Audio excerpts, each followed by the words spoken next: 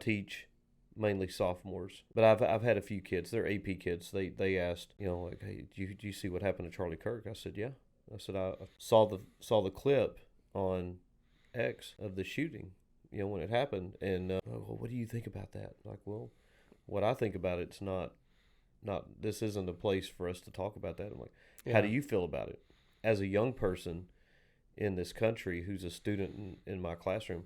How do you feel about that? It's like, well, I didn't always agree with what he said, but I don't think somebody should be shot for that. I said, well, exactly. I said, and we don't know the reasons why he was shot. My seniors are probably a little bit more in tune. Young people watch Charlie Kirk. Mm-hmm. Yeah. There was a movement for sure. Yeah, he appealed because he's on social media. He goes to college campuses, and I also think that there's an attraction for that, because if you go back and watch clips, there are always people that try to prove him wrong, and it's hard. That was the whole theory behind his segment, right? Like he wanted that. He wanted that open debate. Let's have talk.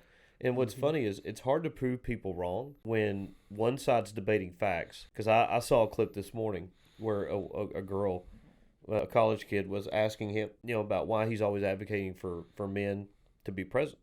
She goes, I was a single parent home. My dad was never around. And he said, was there ever a time when you were growing up that you wish you had a strong male figure in your life?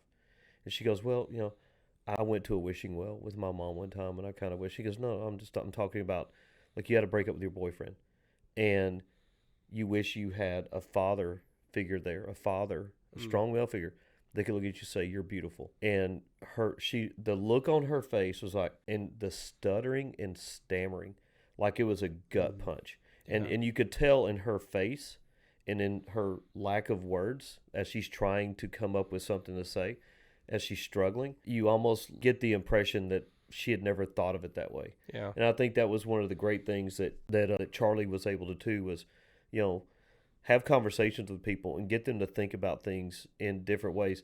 And the toxicity that exists about how he was a tyrant, he's a fascist. People, quit using the term fascist. You don't know what it means. Look it up. You have a dictionary on your phone. Look it up, because we'll throw the dictionary up on the screen. Because you throw these terms out, and you don't have any idea what it means. That's not fascism.